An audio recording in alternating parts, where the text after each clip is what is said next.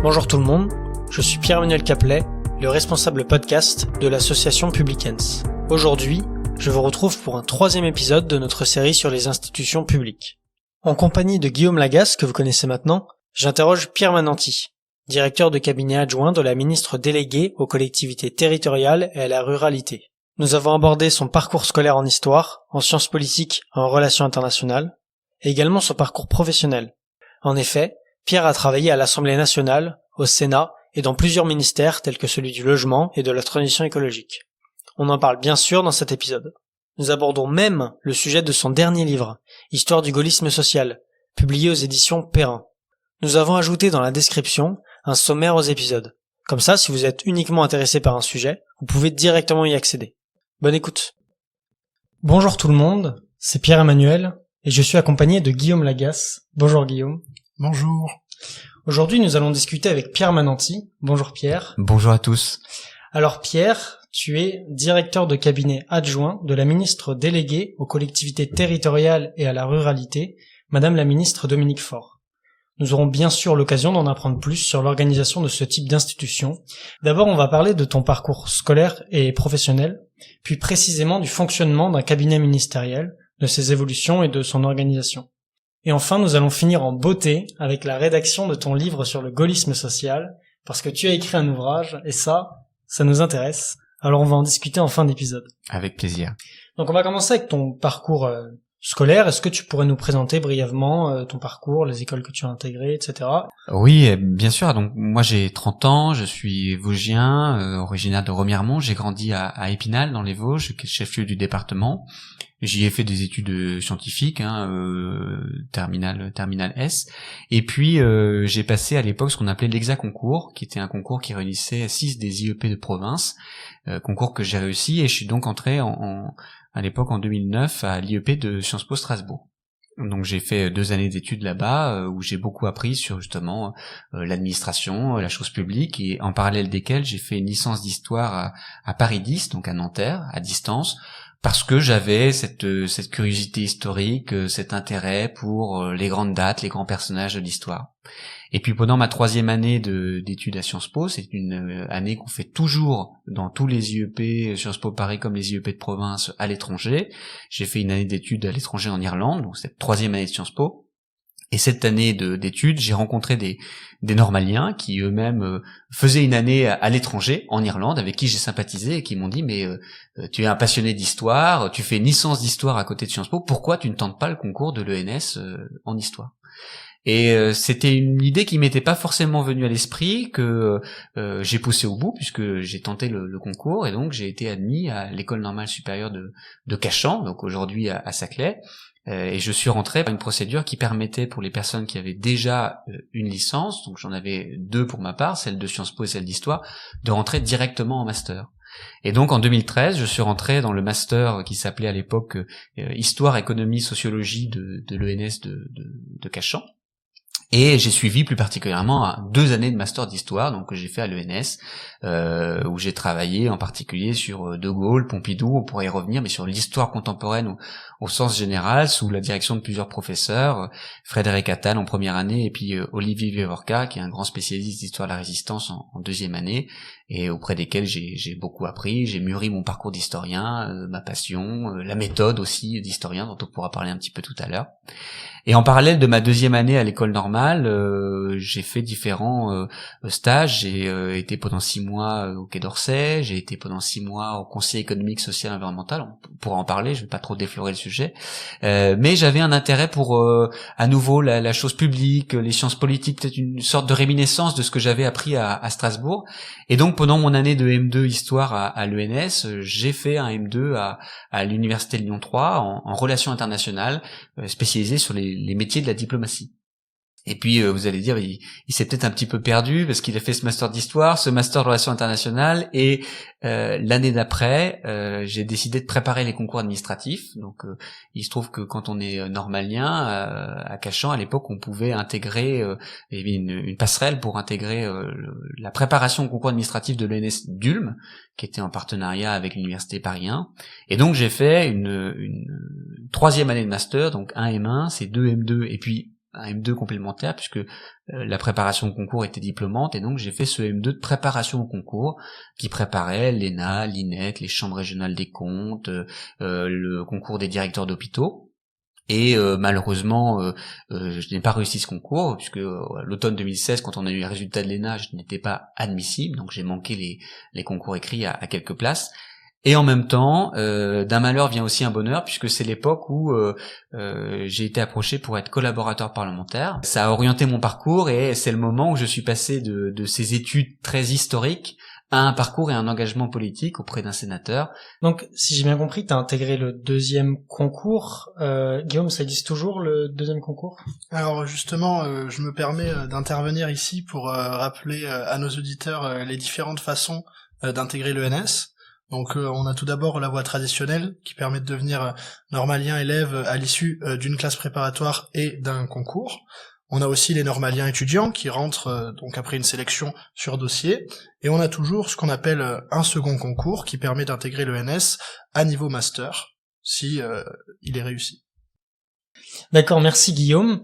Donc maintenant on en vient à ce que tu t'apprêtais à dire à l'instant. À des auditeurs. Effectivement, donc après ces études d'histoire, de relations internationales, cette préparation au concours, j'avais pendant mon parcours à l'ENS, comme je le disais tout à l'heure, travaillé un petit peu pour l'administration, pour le Quai d'Orsay au moment du G20 2014, pour le CESE, donc auprès de Jean-Paul Delevoye qui était un ancien ministre de Jacques Chirac. Le CESE, pardon. Alors le CESE, c'est le Conseil économique, social et environnemental. D'accord. Il était présidé à l'époque par Jean-Paul Delevoye, un ancien ministre de Chirac, qui a ensuite été ministre d'Emmanuel Macron sous le précédent quinquennat. Il s'occupait des retraites, vous vous en souvenez peut-être. Et donc il m'avait embauché pour travailler auprès de lui comme plume, c'est-à-dire écrire des discours sur les questions aussi écologique, économie circulaire, environnement, transport, énergie. Et en 2016, en octobre 2016, comme je le disais, j'ai découvert les métiers de la politique puisqu'on m'a proposé de devenir le collaborateur parlementaire de Didier Mandelli, un monsieur qui était à l'époque sénateur de Vendée, président du groupe de travail sur l'économie circulaire. Donc il y avait une continuité avec ce que j'avais fait auparavant, c'était justement ce tropisme en faveur des questions écologiques. Et puis dans la vie privée, sur mon temps libre, il se trouve que j'avais un engagement politique et militant. J'ai travaillé pendant 2 ans pour Alain Juppé, ancien Premier ministre, qui voulait se présenter à l'élection présidentielle de 2017, qui était candidat à la primaire de la droite, qui devait départager les candidats. Et donc pour Alain Juppé, j'étais conseiller sur les questions environnement, énergie, climat, mobilité. Donc je faisais des notes, j'animais un petit groupe de travail, j'organisais des réunions.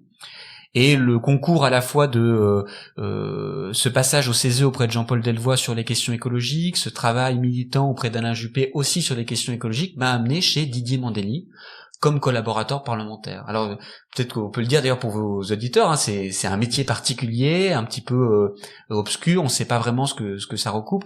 Collaborateur parlementaire, ça veut dire qu'on est auprès d'un député, d'un sénateur, d'un député européen, un peu le couteau suisse. Le collaborateur parlementaire, il fait tout. Sauf le café peut-être. Alors plus sérieusement, le collaborateur parlementaire, il est là aussi bien pour gérer l'agenda du parlementaire, quel train il prend, où est-ce qu'il se rend, à quelle heure, quel jour, comment on organise un rendez-vous avec une partie prenante. Il y a la logistique, mais il y a aussi tout ce qui est dans le proactif, qui le parlementaire devrait voir, donc réfléchir, prendre le contact, il y a l'accompagner au rendez-vous, écouter, prendre des notes, lui suggérer des idées, et puis il y a tout le travail de collaborateur parlementaire au quotidien, dans la vie du Parlement. Le parlementaire qu'on accompagne va en commission, il faut lui préparer une question, il faut suivre les débats, faire une petite note, il va préparer des amendements, il faut les écrire, il faut travailler avec les services de l'Assemblée ou du Sénat pour vérifier la solidité juridique de ces amendements. Et donc ça a été pour moi une vraie école de la vie, et c'est vrai que je peux qu'encourager les auditeurs de cette émission, en tout cas pour ceux qui s'intéressent à la politique, à avoir une expérience de collaborateur. Ça peut être un tiers-temps, ça peut être un mi-temps, ça peut être un stage, mais c'est une belle manière de découvrir le fonctionnement de la vie politique, parce que le parlementaire est au contact du gouvernement, de l'actualité politique, est aussi dans ce qu'on appelle une production légistique. Il va produire des textes, il va déposer des amendements. Il est aussi en contact avec le monde des entreprises, des artisans, des citoyens, puisqu'il est représentant d'un territoire, d'une circonscription. Donc c'est une plaque tournante de la vie politique moderne. C'est quelqu'un qui est au point nodal entre différents mondes, et quand on est jeune et qu'on s'intéresse à la politique, c'est une belle manière de rentrer dans la politique que d'être collaborateur parlementaire. Et puis j'ai eu la chance de continuer, de franchir d'autres étapes. J'ai travaillé donc pour un sénateur, puis pour une députée. Donc c'était grisant parce que j'ai connu les deux chambres parlementaires qui ont leurs méthodes, leur fonctionnement, leurs règles propres. Donc c'était pas facile, il fallait pas recommencer à zéro, mais réapprendre certains codes. Et en même temps, c'était gratifiant parce que ça m'a permis d'apprendre le fonctionnement des deux chambres parlementaires. Et après cela, après ce passage à l'Assemblée nationale, je suis revenu en 2017 au Sénat, qui était donc ma première maison, non pas en tant que collaborateur parlementaire, mais en tant que collaborateur de groupe parlementaire. Alors, la différence, elle est assez ténue. Quand on est collaborateur parlementaire, on travaille pour un député, un sénateur, un député européen. Quand on est collaborateur de groupe parlementaire, on travaille, comme son nom l'indique, pour un groupe de députés, un groupe de sénateurs, et donc on a beaucoup plus une fonction transversale. On a moins ce côté très personnel que j'évoquais tout à l'heure, on fait l'agenda, on fait des déplacements, on fait des rendez-vous. Là, on est beaucoup plus dans un périmètre technique. On éclaire la vie d'un groupe de députés, d'un groupe de sénateurs sur un débat qu'il peut y avoir en hémicycle, en commission. Et on a aussi un travail d'appui auprès des collaborateurs parlementaires, qui eux, individuellement, travaillent pour un député et vont dire « je travaille pour le député A qui voudrait s'exprimer sur l'économie circulaire, j'ai telle idée ». Le collaborateur de groupe, lui, il va apporter une connaissance, une expérience et dire « oui, mais attention, ce sujet était déjà porté, il faut que tu ailles chercher dans tel code, il faut que tu interroges telle ou telle personne ».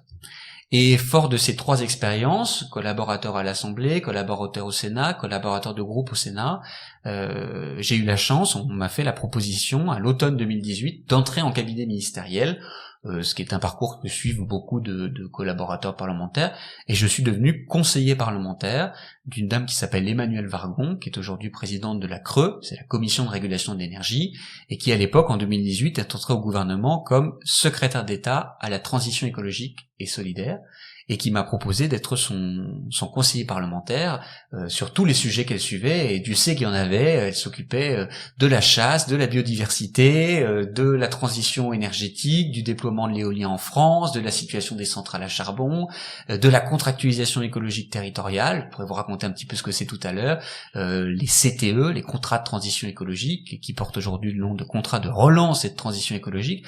Et j'ai eu la chance pendant 2 ans auprès d'elle, au ministère de l'écologie, de travailler sur ces beaux sujets, la question des réseaux d'eau et d'assainissement, la ressource en eau, le développement et la restauration des forêts en France, particulièrement pendant ces 2 années sous l'angle vraiment de conseiller parlementaire. Mais on pourra y revenir d'ici quelques instants pour expliquer un petit peu c'est quoi un conseiller parlementaire et c'est quoi un conseiller en cabinet. Si on suit ton récit, on est en quelle année là? Alors là, on est en octobre-novembre 2018. Ok, donc de 2018 à 2022. En revanche, tu n'es pas au Sénat ou à l'Assemblée nationale, tu es dans un ministère. Exactement. Donc j'ai eu 2 expériences, une expérience de 2018 à 2020 au ministère de l'écologie et une expérience de 2020 à 2022 au ministère du logement. Alors j'ai fait à chaque fois partie d'un cabinet ministériel, donc d'une petite équipe autour d'un ministre. Effectivement, on n'est plus à l'Assemblée ou au Sénat dans le pouvoir législatif, on est dans le pouvoir exécutif auprès d'un membre du gouvernement. C'est des petites équipes, le secrétaire d'État à l'écologie, c'était 5-6 personnes, et le ministère du logement, c'était une dizaine de personnes. Donc c'est un petit noyau de personnes. Il y a différents postes dans un cabinet ministériel. Il y a le directeur de cabinet qui dirige l'équipe. Il y a le chef de cabinet qui est le manager qui gère les ressources humaines, les déplacements, le suivi des dossiers. Il y a des conseillers techniques qui ont une compétence particulière. Quand j'étais au secrétaire d'État à la transition écologique, il y avait un conseiller qui, au fond, était un spécialiste de la biodiversité, de la chasse, des ressources en eau, de la forêt. Et puis, il y a des fonctions support. Ces fonctions support, c'est par exemple le conseiller communication. Tous les ministres ont un conseiller communication qui suit les relations avec la presse, les médias, et tous les ministres ont un conseiller parlementaire qui souvent s'occupe du Parlement, mais aussi de la relation aux élus locaux, aux collectivités, aux élus. Et c'est ce que j'ai fait pendant 2 ans auprès d'Emmanuelle Vargon. Donc ça veut dire l'accompagner au Parlement, préparer les débats, préparer ce qu'on appelle les questions au gouvernement, les QAG, les questions écrites, les questions orales sans débat, tous les débats qu'il peut y avoir au Parlement et qui prennent beaucoup du temps des membres du gouvernement, qui viennent rendre compte au Parlement et puis aussi présenter des projets de loi.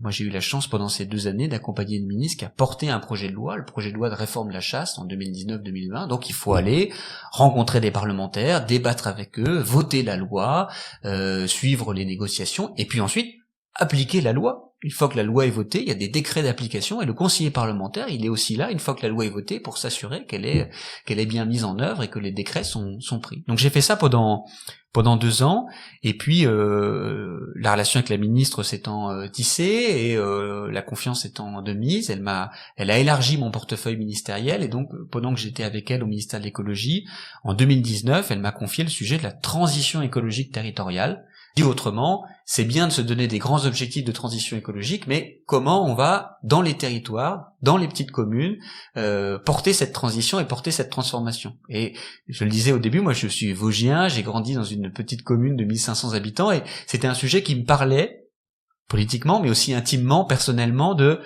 comment on passe des grands objectifs nationaux, il faut limiter le réchauffement climatique, à concrètement comment on convainc les citoyens et les élus de faire ça. Donc j'ai fait ça pendant 2 ans. Ça m'a passionné, ça m'a beaucoup amusé aussi. C'est des métiers où on travaille dur, hein. On est très tôt le matin sur le pont, très tard le soir. On dîne souvent à son travail, y compris le vendredi soir. Donc c'est des métiers, c'est pas une vie facile, c'est des métiers bien payés, avec une belle reconnaissance, c'est des métiers où on sert son pays aussi, on fait des choses pour les Français, pour la France, et il y a une sorte d'adrénaline à se dire que c'est pas n'importe quel travail, on fait avancer le pays, et en même temps, je le dis aussi pour les auditeurs, c'est des métiers difficiles où il y a des gens qui craquent, qui s'arrêtent, qui changent, on est sous beaucoup de pression, les relations sont parfois tendues, quand vous allez voir un parlementaire qui vous dit « je veux poser tel amendement », et que vous êtes celui qui doit lui dire non, les choses se passent pas toujours bien, c'est vérité d'évidence. Mais ça m'a plu, je crois, mais je laisserai d'autres en juger que le travail était de qualité, puisqu'on m'a proposé en 2020 de continuer avec la même ministre, cette fois sur un périmètre un peu plus large, le périmètre de conseiller politique. Alors le conseiller politique par rapport au conseiller parlementaire, il a un petit peu les mêmes missions, il travaille avec des élus, il travaille avec des députés, des sénateurs, mais il a aussi une vocation à travailler auprès de la ministre sur sa stratégie. Tiens, la ministre arrive dans un nouveau périmètre, quelle est sa feuille de route? Qu'est-ce qu'elle se donne comme objectif? Quelles sont les choses qu'elle doit faire ou ne pas faire en termes de communication, dans les grandes décisions aussi. Donc le conseiller politique, il a un petit peu ce rôle transversal, il va suivre un petit peu tous les sujets, il va dire attention, sur ce sujet, peut-être qu'il faudrait prendre plus le temps de la consultation, sur tel autre sujet, peut-être qu'il faudrait écouter parce qu'il y a tel ou tel parlementaire. Et donc, c'est évidemment un poste où il y a une proximité très forte avec le ou la ministre, parce que c'est le conseiller qui peut parler au nom du ou de la ministre, donc il faut qu'il y ait une relation de confiance et de connaissance, et puis c'est le conseiller qui peut parler au ou à la ministre, lui dire attention, là je pense qu'on fait une erreur. Et c'est pas toujours facile. C'est un métier, la politique, où on travaille avec des gens importants, brillants, puissants, et donc il faut toujours trouver un équilibre entre le conseil, on est là pour conseiller, et puis le respect. Il faut pas manquer de respect, il faut respecter d'ailleurs le choix. On est un conseiller, on n'est pas là pour décider, il y a un conseiller et un décideur. Le conseiller en cabinet ministériel, il fait une proposition. Et le politique est là, lui, pour prendre la décision, et il faut la respecter, il faut l'écouter. Donc ça fait partie des débats du quotidien, des enjeux du quotidien. Quand on est dans un cabinet, il faut travailler, s'investir, rencontrer des gens, faire des notes, pousser des sujets, mais il faut aussi accepter l'arbitrage de son ministre, qui parfois est favorable, et parfois est défavorable. Et donc j'ai fait ça pendant 4 ans, 2 ans au ministère de l'écologie et 2 ans au ministère du logement. Donc, soit dit en passant, on n'est pas fonctionnaire, on est des contractuels, on a un contrat avec un ministre, et on dépend du ministre. En fait, c'est comme si j'étais, de 2018 à 2020, salarié de l'entreprise Emmanuel Vargon, secrétaire d'État à la transition écologique. Et puis, un jour, le gouvernement tombe et l'entreprise ferme, et donc il y a une certaine précarité de ces métiers de conseiller, parce que le jour où le ministre perd son poste, toute l'équipe perd son poste. C'est comme si l'entreprise fermait. Donc, je dépendais d'une ministre qui était la ministre de la transition écologique, mais j'étais pas fonctionnaire du ministère de la transition écologique. En tout cas, merci pour toutes ces réponses exhaustives, Pierre, tellement exhaustives que tu as anticipé certaines de mes questions. Pas trop, j'espère. Je pense avant tout que nos auditeurs aimeraient comprendre la différence justement entre un ministre délégué comme Dominique Faure et un secrétaire d'État. Alors, on est toujours dans cette question d'architecture gouvernementale. En fait, le ministre, aussi dit ministre de plein exercice, il dépend directement de la première ministre. Il rendait compte, si on fait une pyramide, le président de la République, la première ministre, le niveau en dessous, les ministres de plein exercice, le niveau en dessous, donc chaque niveau répond au niveau dessus, et en dessous, les ministres délégués, qui eux-mêmes répondent à des ministres de plein exercice. Et encore un niveau en dessous, les secrétaires d'État, qui eux dépendent de ministres. Alors, on pourrait faire une émission entière sur les métiers du gouvernement. Il y a même des secrétaires d'État qui dépendent directement du Premier ministre. Donc, ils sont à côté de la pyramide. Donc, la forme n'est pas très claire, mais en gros, c'est simplement un positionnement hiérarchique dans le fonctionnement du gouvernement. Et pourquoi faire ce positionnement hiérarchique ? Parce que donc il y a aujourd'hui 42 membres du gouvernement. Chacun défend aussi ses intérêts, sa mission, l'importance de son périmètre. Si les 42 ministres étaient au même niveau d'organisation, ça serait très compliqué à diriger. En fait, là, le gouvernement fonctionne par pôle. Il y a quelques ministres de plein exercice qui eux-mêmes regroupent et des ministres délégués et des secrétaires d'État, et on appelle ça des pôles ministériels. La prochaine question porte sur le fonctionnement précis du cabinet ministériel, non pas la hiérarchie entre les différentes composantes de ce cabinet, mais plutôt comment est-ce que quelles sont les différentes missions que vous pouvez avoir, et plus précisément quelle est la différence entre une institution type Direction générale des finances publiques ou même Inspection générale des finances, comme nous l'avons vu dans l'épisode 2, quelle est la différence entre ce type d'institution et le cabinet ministériel? Alors, un ministre, quand il est nommé par la première ministre et le président de la République, il a une feuille de route. Donc sa feuille de route, c'est tes grands objectifs, ça va être 1, 2, 3, et ils sont définis ensemble, ils sont validés, et la première ministre confie à chacun de ses ministres quelques grands objectifs stratégiques, politiques, organisationnels. Tu vas mener telle réforme. Tiens, en ce moment, tu vas mener la réforme des retraites dans tel calendrier, en consultant, en faisant ci, en faisant ça. Donc le ministre d'abord et son cabinet travaillent sur la base d'une feuille de route qui est des objectifs de long terme. Il faut que dans l'année et demie, dans les 2 ans, les grands principes suivants et les grands objectifs soient menés. Ça, c'est le côté long terme. À l'inverse, il y a un côté très court terme.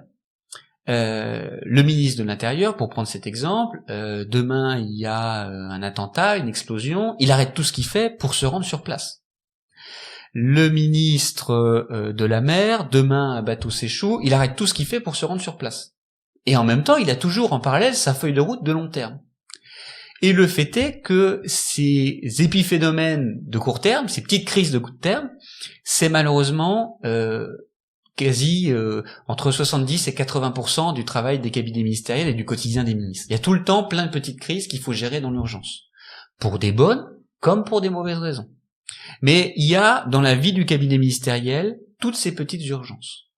Et puis entre les deux, entre ce travail de long terme, les grands objectifs fixés par la première ministre, et ce travail de court terme, les crises et la réaction aux crises dans l'urgence, il y a un travail de moyen terme qui est tous les sujets de fond qui nécessitent d'avancer, parce que est remontée de citoyens, d'artisans, de commerçants, d'entreprises, de particuliers, de fonctionnaires, l'existence d'un problème, le ministère est interpellé, et il faut travailler avec une organisation politique. Alors quelle est la différence entre une administration et un cabinet ? L'administration, elle ne s'arrête pas de tourner. C'est la continuité de l'État, l'administration. Qu'importe les différents gouvernements, elle continue, elle instruit, elle fait fonctionner la machine d'État, et elle fait que les impôts entrent dans les caisses, les subventions sont données, les investissements sont faits, les questions d'un particulier obtiennent une réponse. C'est elle qui fait tourner la machine au quotidien. Et le politique, vous vous souvenez, tout à l'heure, j'ai parlé de celui qui conseille et celui qui décide. L'administration, elle va faire le jour à jour et elle va conseiller. Et le politique, donc, le ministre, éclairé par l'avis de son cabinet, lui va décider en disant, telle réforme, il va falloir la mener de telle ou telle manière et prendre telle ou telle décision. Et l'administration est essentielle dans le fonctionnement du gouvernement parce qu'elle apporte un appui technique au cabinet. Quand je vous disais tout à l'heure qu'on était 5 à l'écologie, 10 au logement, 15 aujourd'hui aux collectivités territoriales et à la ruralité, on peut pas à 15 inventer et faire vivre la politique des collectivités territoriales en France. C'est l'aménagement du territoire, c'est la fiscalité, c'est le budget des collectivités, c'est la montagne, c'est les littoraux, c'est les territoires touristiques, c'est le statut de l'élu, c'est la fonction publique territoriale. Il y a 1 million de sujets. Et donc, il y a une administration composée de centaines de milliers de personnes, une administration centrale, les directions générales, par exemple la direction générale des collectivités locales, la DGCL, il y a les services déconcentrés, direction départementale des territoires, les DDT qui sont auprès des préfectures, et donc tous ces services nourrissent les cabinets, nourrissent la ministre en disant « je suis interpellé sur tel problème, voilà la solution que je vous propose ». Et donc le cabinet est là pour accompagner la ministre dans la prise de ses décisions au quotidien. Mais concrètement, si tu pouvais prendre l'exemple d'une mesure et expliquer brièvement comment fonctionne justement ce principe de conseiller, comment se passent les réunions, comment est-ce que chaque mesure est prise vraiment concrètement. Alors je vais prendre un exemple que j'ai connu, que j'ai eu à traiter il y a quelques années quand j'étais au ministère du logement, qui est la politique de la rénovation énergétique. Bon. D'abord, on part d'un constat. On ne rénove pas assez bien et assez vite en France. Donc, comment l'améliorer? Là, le constat est fait par des politiques, des scientifiques, des chercheurs, et donc il y a à la fois une frustration de l'administration. Elle a envie que ces politiques fonctionnent, donc il se dit le modèle ne marche pas, et une impulsion du politique. Le ministre qui arrive, il arrive parce qu'il est politique, il arrive avec une feuille de route, il faut améliorer, il faut aller plus vite, et il faut faire mieux sur la rénovation énergétique. Donc, la rénovation énergétique, pour nos auditeurs, c'est rénover une maison, c'est à la fois éviter une déperdition énergétique, hein, vous chauffez mais les fenêtres sont mal isolées donc la chaleur s'en va, et puis c'est aussi limiter la facture énergétique des Français. Si la maison est mal isolée, tout ça coûte cher. Donc le ministre arrive, impulse cette réflexion, et donc là l'administration travaille, fait des propositions. Développe des scénarios. Tiens, on pourrait dire que ne sont plus aidés que les gens qui font une rénovation où il y a vraiment un gros différentiel entre le statut énergétique de la maison avant et après. Première option. Deuxième option, avant c'était des crédits d'impôt. Donc concrètement, avant vous faisiez des travaux de rénovation énergétique, vous dépensiez l'argent et au moment de faire les impôts, vous disiez j'ai dépensé tant de milliers d'euros, est-ce que je peux avoir une défiscalisation ? Et on s'est rendu compte que ne peuvent faire ça que les gens qui ont de la trésorerie et qui peuvent avancer cet argent. Et donc Emmanuel Wargon et à l'époque Julien de Normandie, qui était ministre du Logement, quand Emmanuel Wargon était secrétaire d'État à la transition écologique, se sont dit, et si on mettait en place un système où il y aurait une aide qui est donnée directement aux particuliers, en amont. Vous n'avez pas besoin d'avoir des économies, on vous donne une aide tout de suite au regard du devis. Et donc ce dispositif qui a été créé sous l'autorité d'Édouard Philippe, Premier ministre, qui s'appelle MaPrimeRénov', qui est une aide qui existe aujourd'hui, visait à dire comment on accélère et on améliore la rénovation énergétique. Et donc dans le processus, il y a le constat qui est fait par les administrations, qui est fait par les chercheurs, la décision, l'impulsion politique qui est vraiment faite par le ministre, la proposition de différents scénarios par l'administration, un arbitrage politique par le ministre éclairé par son cabinet. Les ministres, il y avait un conseiller qui s'occupait de la rénovation énergétique, on lui a dit « Qu'est-ce que tu en penses toi ? Qu'est-ce que tu en penses techniquement ? Mais qu'est-ce que tu en penses aussi politiquement ?» Et puis le ministre, il y a aussi un conseiller parlementaire qui va lui dire « Oui, mais le Parlement, attention, aura plutôt cette orientation. » Et puis il a un conseiller politique « Oui, attention, il faudrait peut-être aussi consulter telle ou telle personne. » Et donc, ce processus, c'est vraiment celui-là. Et pour aller un petit peu plus loin, pour expliquer comment se prend une décision, le ministre qui prend sa décision, souvent, la décision, elle ne dépend pas de son seul périmètre. Tiens, la rénovation énergétique, ça dépend de l'écologie, ça dépend du logement, ça dépend des finances aussi, puisqu'on crée une aide. Et donc, il a besoin d'aller voir le Premier ministre, qui est le premier des ministres, qui dirige tout le gouvernement et qui est celui qui va trancher. Tiens, le ministère du Logement me dit qu'il faudrait faire ça, le ministère de l'écologie me dit qu'il faudrait faire ça, il faut que j'arbitre. Et donc le Premier ministre organise ce qu'on appelle une réunion interministérielle, une RIM, où viennent les conseillers des différents ministères, chacun exposant son point de vue. Et c'est pas le Premier ministre qui dirige ces réunions, c'est le cabinet du Premier ministre. Donc les cabinets des ministres viennent présenter au cabinet du Premier ministre des décisions pour que soient rendus des arbitrages. Et puis parfois, la décision est telle que les ministères n'arrivent vraiment pas à s'entendre, le conseiller dit là c'est vraiment une décision politique, c'est pas moi qui peux la prendre, et donc est organisée une RIM entre le Premier ministre et ses ministres. Et là, on est vraiment au niveau ultime de décision, c'est-à-dire que c'est le Premier ministre qui réunit ses ministres, qui les écoute et qui arbitre. Et donc, dans le travail de conseiller, on évoquait tout à l'heure toutes les tâches, il y a aussi, bien évidemment, préparer ses réunions, participer à ses réunions, accompagner son ministre. Et donc, c'est pas simplement faire des notes pour son ministre en restant dans son petit ministère, c'est aussi aller voir les autres ministères, dialoguer, construire ensemble, parfois se disputer en défendant son argument. D'accord, merci pour toutes ces réponses sur le fonctionnement d'un cabinet. J'aimerais aborder un aspect plus personnel. Est-ce que il faut soutenir en amont le ou la ministre pour travailler en cabinet? Comment se passe une nomination en réalité? Alors, il y a différents types de parcours. Moi, par exemple, dans les deux personnalités avec lesquelles j'ai travaillé récemment, Emmanuelle Wargon ou Dominique Faure, ce sont des femmes que je ne connaissais pas avant de travailler avec elles. Donc, c'est la preuve qu'on peut, en politique, ne pas connaître les politiques avec lesquelles on va travailler, mais on vient, comme dans une entreprise, présenter son CV, ses compétences, ses qualités, et le ministre, c'est pas du copinage, il cherche d'abord des gens qui vont pouvoir l'aider dans son parcours politique, et donc ça vaut aussi pour vos éditeurs, s'il y en a qui sont intéressés par travailler dans les métiers du politique, il faut pas hésiter à se porter candidat, à écrire à un député, à un sénateur, à un ministre pour lui dire « ça me parle, j'ai envie de travailler avec vous ».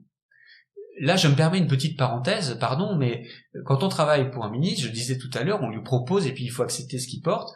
Ce sont des métiers où il faut être en ligne politique avec son ministre. Parce que vous pouvez pas travailler avec n'importe qui. De la même manière que vous pouvez pas travailler avec n'importe quelle entreprise, il faut réfléchir à vos valeurs, est-ce qu'elles portent vos valeurs? La politique, c'est pareil. Est-ce que vous serez d'accord pour travailler avec ce politique qui porte telle vision sur l'économie, les finances, l'écologie, les retraites? Donc, il faut quand même, quand on travaille dans les métiers du politique, se poser la question intérieurement, est-ce que je serai en paix, est-ce que je dormirai sur mes deux oreilles ce soir, en travaillant pour telle ou telle personne? Si c'est le cas, allez-y, foncez, écrivez-lui, en disant votre intérêt à travailler pour lui en apportant une compétence. Alors, il y a différents types de profils dans les cabinets ministériels et auprès des politiques. Il y a effectivement, ça existe, le profil du conseiller, du collaborateur de longue date. C'est quelqu'un qui travaille de longue date avec un élu, l'élu lui fait confiance, et quand on arrive dans un ministère, c'est la masse des enjeux, la rapidité des décisions, les frustrations, les enjeux politiques, stratégiques, les combats à mener, nécessitent parfois d'avoir à côté de soi quelqu'un qui nous connaît, quelqu'un qui peut nous parler. C'est le rôle du conseiller politique qu'on évoquait tout à l'heure. Et donc souvent, le conseiller politique est quelqu'un qui connaît de plus ou moins longue date l'élu avec lequel il travaille, parce qu'il va pouvoir lui dire, l'extraire du tourbillon de l'actualité et lui dire, attends, prends un pas de recul, moi je te connais, ça je sais que ça te tient à cœur. Il y a ceux qui suivent de longue date, ceux qui effectivement ont un parcours politique et justifient leur ralliement parce qu'ils partagent des idées, ils partagent des combats, et puis il y a aussi ceux qui apportent une expertise technique. Le ministre du Logement, il a besoin d'un spécialiste de la rénovation énergétique. Le ministre de la Santé, il a besoin d'un spécialiste des hôpitaux. Alors évidemment, si cette personne par ailleurs partage ses opinions politiques, c'est mieux. Mais ce que je veux dire, c'est ne vous bloquez pas parce que vous n'avez pas eu de parcours politique avant, mais par contre soyez en paix avec vous-même en vous disant je vais travailler avec cet élu, il faut partager ses convictions. Donc tu nous as très bien parlé de l'intensité du travail que l'on pouvait avoir dans un cabinet, et dans quelle mesure tu penses que le travail en cabinet peut être formateur pour l'action publique en général? D'abord, quand on travaille en cabinet ministériel, on est porté à prendre des décisions rapides dans des situations de crise, et il faut pas oublier, je le disais, que l'action publique c'est le long cours, mais c'est aussi la gestion de la crise. Donc c'est vrai que le cabinet ministériel est une formation extraordinaire au travail de qualité et de quantité dans l'urgence. Donc c'est une vraie, de la même manière que pendant ces études on apprend à faire une note, on apprend des codes méthodologiques dans telle ou telle matière, le cabinet est une école de formation à la rapidité et la qualité du travail produit. Est-ce que en quoi ça aide pour plus tard? Il y a aussi le lien évidemment avec les gens. Quand on prend une décision, on prend pas une décision depuis Paris assis à son bureau. On appelle la préfecture, on appelle les élus du département ou du canton, on va consulter telle administration centrale, tel collègue de tel autre cabinet ministériel qui lui-même va consulter son administration. Donc on apprend la collégialité de la décision. Et moi je suis persuadé, si je devais retenir une chose de mon passage en cabinet ministériel, c'est que la décision c'est pas un homme ou une femme de pouvoir qui la prend, la décision c'est la confrontation d'une multitude d'avis et la recherche de la meilleure des solutions dans l'efficacité et dans le compromis entre tout le monde.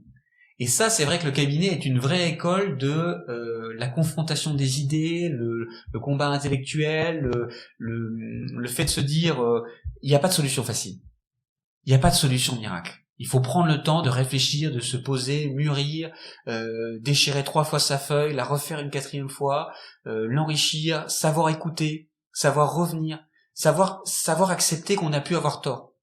Et ça, c'est difficile aussi dans des métiers politiques où il y a beaucoup d'ego, où il y a beaucoup d'affect. Vous avez porté quelque chose pendant 3 ans, ça n'a pas marché. Faut avoir le courage de se dire ça n'a pas marché. Je vais revenir dessus. Je vais reconnaître que ça n'a pas marché. Mais moi, je suis persuadé qu'au bout de tout ça, il y a des gens. Je reste sur ce mot, pardon, on pourrait dire des personnes, mais il y a des êtres humains au bout de tout ça. Et ça veut dire qu'il faut être en capacité parfois de s'oublier, parce que quand on fait de la politique, on travaille pour quelque chose de plus grand que soi, qu'on peut appeler la France, qu'on peut appeler les gens, les personnes, les humains, mais il faut savoir, moi c'est quelque chose que j'essaie de garder comme ligne rouge de mon action en politique et en cabinet ministériel, il faut savoir s'effacer dans certaines situations, parce que, in fine, à la fin de la journée, les décisions qu'on prend dans le monde politique, dans le monde de l'administration au sens large, elles affectent des personnes et des vies. Et donc, ça peut pas être juste une décision prise dans un bureau, ça doit être une décision qui est prise au regard des vies que ça va affecter. Très bien. Et on a vu que pendant le premier quinquennat d'Emmanuel Macron, le nombre de conseillers ministériels dans un cabinet avait beaucoup fluctué. Et est-ce que tu penses que donc ce nombre de conseillers ministériels par cabinet pourrait être sujet, par exemple, à de nouvelles diminutions, comme avec le décret qu'il y avait eu en 2017 dans l'avenir? Et en plus, qu'est-ce que cela pourrait changer par rapport aux tâches de ces conseillers? Alors, en 2017, lorsqu'il a été élu président de la République, Emmanuel Macron a en effet encadré le nombre de conseillers par cabinet ministériel. Ça n'a pas vraiment évolué. Il y a eu une petite évolution à la marge en milieu de quinquennat pour renforcer de +1 ou +2 conseillers par cabinet en fonction de la fameuse organisation gouvernementale de tout à l'heure, entre les ministres délégués, les secrétaires d'État. Donc, ça a été relativement stable depuis 2017. Pourquoi l'a-t-il fait? 2 raisons. La première, il voulait limiter les cabinets pléthoriques. Pourquoi avoir 25 personnes si on peut faire avec 15? Donc ça partait d'une bonne idée qui était de dire ayons une utilisation rationnelle de la politique et évitons les cabinets de ministres où il y a 25 personnes qui se marchent dessus, on ne sait pas trop ce qu'elles font, essayons d'être efficaces. Bon, il y a derrière une exigence de rigueur et de travail pour l'avoir vécu. Quand on est 5 à un cabinet ministériel, vous enlevez le directeur de cabinet, le chef de cabinet, le conseiller communication, il reste 2 conseillers techniques. Ça fait parfois beaucoup de travail. Ça a marché jusqu'à présent, puisque j'ai pas connaissance de ministre qui est démissionné parce qu'il n'avait pas capacité de travailler avec son équipe. L'autre raison pour laquelle Emmanuel Macron a pris cette décision, c'est qu'il s'est inspiré du système américain qu'on appelle le spoil system. Le spoil system américain, c'est quoi? C'est l'idée que les ministres travaillent avec leur cabinet et avec les administrations. Les administrations sont le bras armé des cabinets. Et donc le spoil system, c'est l'idée que les directeurs d'administration, ils sont en fait très politiques. C'est un peu des membres de cabinet. Et donc aux États-Unis, à chaque fois qu'on change d'administration, l'administration c'est le nom du gouvernement, donc la Biden administration, la Bush administration, à chaque fois qu'on change de président, non seulement les ministres changent, mais aussi les grands directeurs d'administration. L'idée d'Emmanuel Macron, c'était de dire je vais réduire la taille des cabinets pour que les ministres et les cabinets travaillent davantage avec les administrations. Et par contre, les administrations vont se politiser. Elles seront moins, en tout cas, la tête des administrations, elles seront moins dans la vie courante administrative et plus dans l'accompagnement politique du ministre et de son action. D'accord, très bien. On va maintenant parler de ton livre. Donc, tu as écrit un très beau livre. Est-ce que tu pourrais nous en parler et en faire un résumé, peut-être ? Oui, si on revient aux premières questions que vous m'avez posées tout à l'heure, pendant mes études à l'école normale, j'ai d'abord commencé comme historien et j'ai depuis toujours une passion pour ces sujets historiques que m'ont inculqué mon père, mon grand-père, ma lecture d'ouvrages, mes études, les professeurs que j'ai pu connaître qui m'ont accompagné tout au long de mon parcours. On parlait d'Olivier Viorca, je pourrais évoquer Maurice Valls, qui est un grand spécialiste de la politique diplomatique, je pourrais parler de Gilles Lebéguec, qui a longtemps été président du conseil scientifique de la Fondation Charles de Gaulle, qui sont des gens qui m'ont accompagné dans mon parcours d'historien. Je pense aussi à Alain Beltran, qui est un grand spécialiste de l'histoire des énergies, qui a beaucoup compté dans mon parcours universitaire. Et pendant plusieurs années, j'ai continué en parallèle de mon parcours plus politique à écrire des articles, à participer à des colloques. Alors ma spécialité historique, c'était le général de Gaulle et le gaullisme, parce que j'étais un passionné d'histoire contemporaine, parce que j'ai travaillé pendant quelques mois à la Fondation Charles de Gaulle en 2014, où j'ai rencontré des contemporains du général, il en reste quelques-uns, et en 2021, les éditions Perrin m'ont fait l'honneur, et j'en suis très fier, parce que c'est une très belle maison d'édition, de publier mon premier livre, qui est une histoire du gaullisme social, et qui s'interroge justement sur la vision que De Gaulle avait de la société, des grands sujets de société, le travail à l'usine, la participation des travailleurs à la gouvernance des entreprises, les questions de société, la pilule, l'avortement, les maisons closes, et puis de manière générale, l'idée que on a aujourd'hui de Gaulle en homme de droite,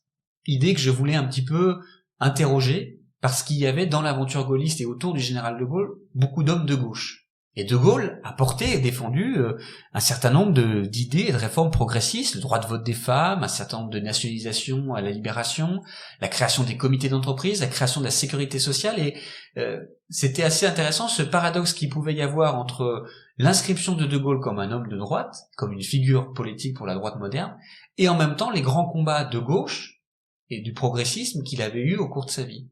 Et donc j'ai publié ce livre que les auditeurs curieux pourront trouver donc dans toutes les bonnes librairies. J'ai donné un certain nombre d'interviews, donc pour ceux qui sont curieux ou qui hésitent à acheter, ils peuvent voir sur YouTube. Je suis très actif sur Twitter, sur mon compte Twitter, j'essaie régulièrement de parler d'histoire du gaullisme un petit peu tous les jours. Ils peuvent se faire une idée de ce que je raconte dans mon livre. Et ce livre est paru en novembre 2021. Et Perrin, le livre ayant bien marché et Perrin me faisant confiance, je publie un deuxième livre d'histoire en avril prochain, le 27 avril, une biographie d'Albin Chalandon, qui a été un ministre du général de Gaulle, de Georges Pompidou, de Jacques Chirac pendant la première cohabitation, qui a été le patron d'Elf, le pétrolier d'État, qui a été mêlé à un certain nombre de scandales politiques, qui en même temps a été un véritable visionnaire. Il avait pensé l'euro avant tout le monde, il s'était intéressé à la question de la conquête spatiale, de l'aménagement du territoire. C'est le père des premiers autoroutes français dans les années 70.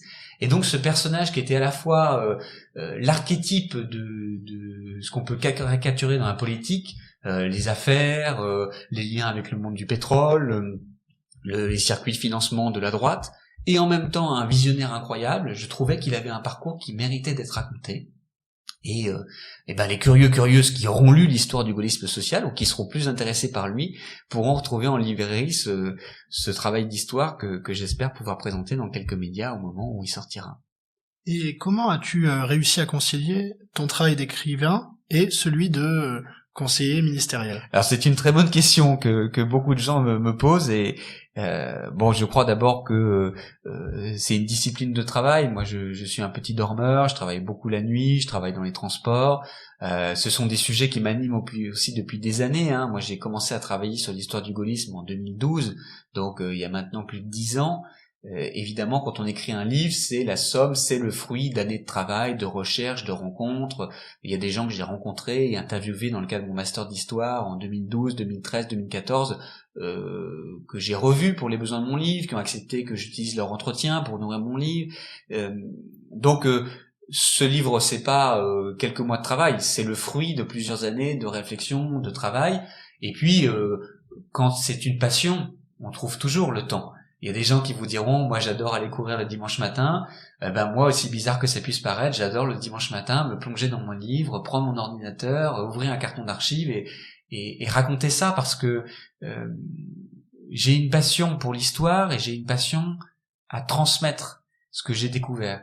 Je suis un fan, tous les historiens ne le sont pas, des petites anecdotes qui font le sel de l'histoire, et j'essaye justement sur mon compte Twitter de partager un petit peu tous les jours une anecdote historique, parce que je suis persuadé qu'on retient et on apprend. S'il y a une petite anecdote, s'il y a un petit truc, on apprend beaucoup plus facilement.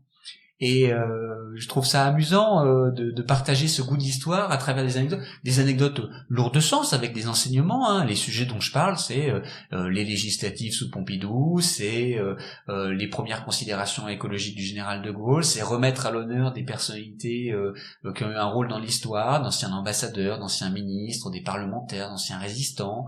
Récemment, j'ai voulu faire une série de portraits sur les femmes qui avaient compté dans l'aventure gaulliste. Je me suis exprimé aussi il y a pas longtemps sur le rôle d'Yvonne de Gaulle, l'épouse du général, dans ses choix politiques. Donc, on est dans l'histoire des hommes, mais en fait, c'est souvent la petite histoire qui nourrit la grande. Et je trouve ça intéressant de pouvoir partager ça. Alors évidemment, mes livres ne sont pas qu'une somme d'anecdotes, c'est aussi une réflexion de long terme, des études d'archives, d'entretien, etc. Mais je crois que l'histoire, la grande histoire, a besoin, pour être passionnante, de ne pas oublier les petites histoires, les petits détails qui la rendent souvent croustillante. Et pour finir, il me semble que tu as bénéficié d'une très belle préface. Comment tu t'es débrouillé pour l'obtenir? Alors, Hervé Guémard, effectivement, ancien ministre et actuellement président de la Fondation Charles de Gaulle, m'a fait l'amitié de bien vouloir préfacer mon premier livre. Je le connaissais, nous avions fait campagne ensemble il y a quelques années pour Alain Juppé, il est président de la Fondation Charles de Gaulle, et évidemment, j'ai fait ce livre en bonne intelligence avec la Fondation Charles de Gaulle, de même que mon travail sur Albin Chalandon, parce que il y a aujourd'hui de grandes fondations, je pense à la Fondation Charles de Gaulle, je pense à la Fondation Georges Pompidou, je pense à la Fondation Valéry Giscard d'Estaing, dont je suis membre du conseil scientifique, qui font vivre et accompagnent les historiens. Et d'ailleurs, peut-être un petit mot pour les auditeurs en licence ou en master d'histoire qui s'intéressent à l'histoire contemporaine. Il existe des grandes fondations qui possèdent des archives, qui ont le contact des anciens collaborateurs de ministres, députés, sénateurs, membres de gouvernement. Donc, il faut pas hésiter à prendre le contact avec ces fondations parce que elles sont une source inépuisable pour les historiens et elles peuvent vous aider à vous mettre en contact. Et donc Hervé Guémard, qui préside aujourd'hui la prestigieuse Fondation Charles de Gaulle, a accepté de préfacer ce livre parce que c'était la première fois qu'il y avait un livre sur le gaullisme social, ce courant qui va de Gaulle, mais mon livre parle aussi de René Capitan, Louis Vallon, Philippe de Chartres, Philippe Seguin, pour des auditeurs qui auraient vu récemment les hommages qui ont été faits pour sa disparition ou qui s'intéressent aux débats récents sur le souverainisme français, sur Maastricht. Philippe Seguin est un des grands personnages que j'évoque dans mon livre, hein. Je vais jusque 1995 dans mon livre d'histoire. Et donc c'était intéressant d'avoir la préface d'Hervé Guémard parce qu'il apportait cet éclairage en tant que président d'une maison qui veut justement faire vivre la mémoire du général de Gaulle et la mémoire du gaullisme dans une époque où vous aurez remarqué que beaucoup de candidats avec plus ou moins de légitimité se revendiquent du gaullisme. Voilà ce que je peux en dire en quelques mots. Merci beaucoup Pierre. Merci pour ces réponses sur ton livre. Donc nous arrivons au terme de cette discussion. Donc, déjà, je te remercie grandement, Pierre, d'avoir pris le temps de répondre à nos questions. Je remercie également Guillaume pour m'avoir accompagné pendant cette discussion. Merci à vous. Merci à vous deux et peut-être simplement dire à vos auditeurs que moi j'ai plaisir à pouvoir prendre ce temps avec eux. J'ai eu pendant mes études la chance justement de rencontrer des normaliens ou des gens qui avaient fait d'autres études qui ont pris ce temps moi de m'aider, de m'accompagner, de me conseiller. J'espère que ceux qui auront écouté l'émission auront entendu des choses intéressantes, peut-être des conseils, des astuces, des choses à suivre. Et en tout cas, je le dis aussi comme une main tendue à ceux que ça intéresserait. Moi, je suis disponible. Ils peuvent me contacter par vous deux, via l'association, par les réseaux sociaux, LinkedIn, Twitter. Donc merci à vous et merci à l'ensemble des auditeurs de cette émission. Merci. Merci beaucoup. Je vous remercie d'avoir écouté cet épisode. Pour suivre la sortie des prochains, n'hésitez pas à vous abonner à notre page Instagram, YouTube, Twitter et LinkedIn.